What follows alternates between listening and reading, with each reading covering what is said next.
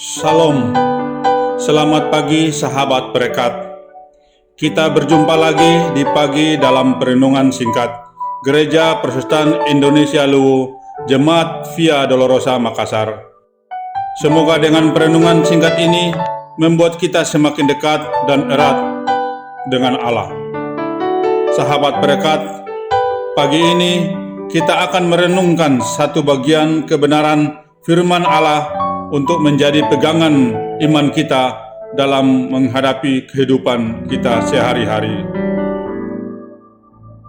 Sebelum kita membaca dan merenungkan, mari kita satu dalam doa, mohon tuntunan Roh Kudus. Mari kita berdoa. Terima kasih ya Allah Bapa, Putra, dan Roh Kudus. Kami bersyukur karena Allah telah berkenan membangunkan kami di pagi hari ini, di mana atas lindungan-Mu kami telah melewati malam yang gelap. Dan dalam rasa ucapan syukur, kami akan membaca dan merenungkan akan firman-Mu, ya Allah. Berkati kami, lindungi kami, dan kuatkan kami. Berfirmanlah, ya Allah, kami telah siap mendengarkan dan merenungkannya. Amin. Sahabat berkat, bagian ayat Alkitab yang akan kita baca terambil dari kitab Yesaya 46 ayatnya yang ke-12 dan 13 yang bunyinya sebagai berikut. Dengarkanlah aku, hai orang-orang yang congkak, orang-orang yang jauh dari kebenaran. Keselamatan yang daripadaku tidak jauh lagi, sebab aku telah mendekatkannya, dan kelepasan yang kuberikan tidak bertangguh lagi. Aku akan memberikan kelepasan di Sion dan keanggunganku kepada Israel. Sedemikian jauh pembacaan Alkitab kita. Terpujilah nama Yesus. Sahabat berkat, congkak di hadapan Allah bukanlah sikap yang suka merendahkan orang lain atau suka berbicara besar. Congkak di hadapan Allah berarti merasa cukup hanya dengan dirinya sendiri. Orang yang congkak merasa bahwa kecerdasan pendidikan, keluasan, kegigihan, kepandaian berbicaranya, dan harta bendanya akan memampukannya menjalani hidup dengan baik tanpa penyertaan dari Allah. Orang-orang yang congkak merasa bahwa dia bisa hidup sendiri tanpa pimpinan dan pertolongan Allah. Membiasakan diri tidak mempelajari firman Tuhan dan berdoa merupakan suatu bentuk nyata merasa hidup tanpa Allah. Kepada orang-orang yang merasa cukup dengan dirinya sendiri ini, Allah menempatkan dirinya dengan posisi berhadapan, menentang. Allah menjadikan orang-orang seperti ini sebagai musuh, walaupun orang itu menyebut dirinya sebagai orang percaya. Sahabat berkat, kepada orang-orang yang merasa cukup dengan dirinya sendiri ini, Allah memerintahkan untuk mendengarkannya, karena dengan mendengarkannya menjadi bagian sangat penting di dalam kehidupan iman Kristen. Berkali-kali Allah menekankan pentingnya mendengar suaranya. Bahkan melalui Nabi Yeremia, Allah mengatakan hanya itu yang dimintanya, yaitu di Yeremia 7 ayat 23. Karena dengan mendengar firman Tuhan membuat orang mengerti apa yang Tuhan ajarkan. Dengan mendengarkan firman-Nya membuat orang mengerti jalan kehidupan yang dia lalui oleh anak-anaknya. Dengan mendengar firman-Nya membuat orang mengerti kehendaknya bagi seorang secara pribadi. Saudara-saudara sahabat berkat, jadi iman timbul dari pendengaran, dan pendengaran oleh firman Kristus. Roma 10 ayat 17.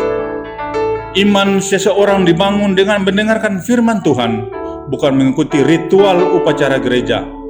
Iman seorang percaya dibangun melalui suara Tuhan yang didengarnya. Tetapi sebagian orang percaya rajin beribadah ke gereja tanpa keinginan untuk mendengarkan suaranya. Mereka membuat rancangan pribadi di dalam membangun iman mereka, bukan rancangan Allah.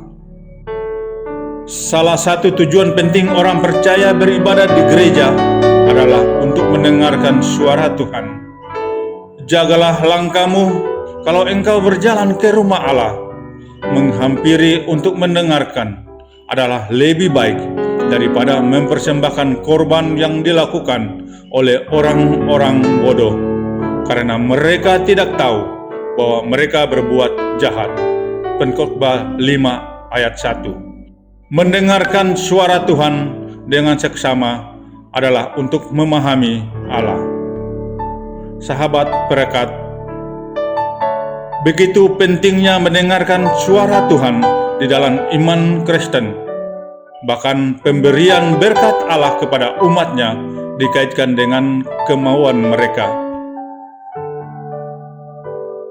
Jika mereka tidak mau mendengarkan suaranya, umat akan mengalami berbagai hal yang tidak menyenangkan di dalam hidup mereka. Saudara-saudara perekat, keharusan menjaga jarak sosial maupun jarak fisik akibat menyebarnya virus pandemi COVID-19 yang menyerang sistem pernapasan manusia ini menyebabkan begitu banyak hal berubah. Untuk sementara waktu, orang percaya tidak bisa melakukan ibadah dengan bertemu secara langsung di dalam gereja. Orang percaya juga tidak bisa beribadah dengan diiringi musik dengan tata suara yang mengangkat suasana. Orang percaya dipaksa situasi untuk hanya mendengar suara Tuhan, baik melalui ibadah streaming dengan kualitas suara minimal atau perenungan pribadi.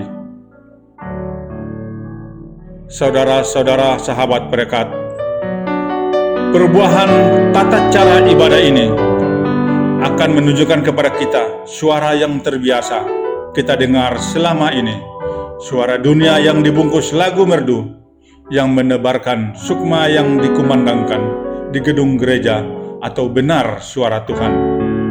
Jika benar suara Tuhan yang kita dengar tanpa musik yang membius telinga pun akan membuat kita semakin haus dengan kebenarannya. Karena itu, jeda kehidupan langka yang Tuhan berikan ini memberikan kesempatan bagi kita yang telah terlatih dan terbiasa mendengarkan suara dunia untuk belajar lebih giat mendengarkan suaranya. Belajar untuk memperhatikan dan memahami apa yang dikatakannya akan membawa kita kepada hidup benar di hadapannya. Amin. Mari kita berdoa. Terima kasih ya Bapa atas kehidupan yang telah Bapa berikan kepada kami.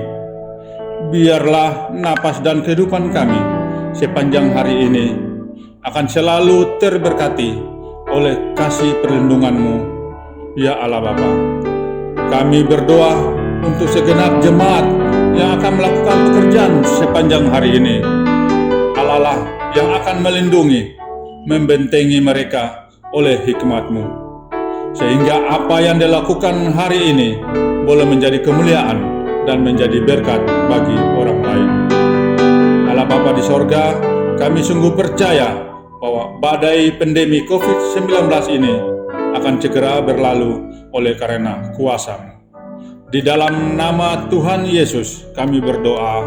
Amin. Demikian perenungan singkat kita pada hari ini. Tuhan Yesus memberkati. Salam sehat dari Robi Wahongan.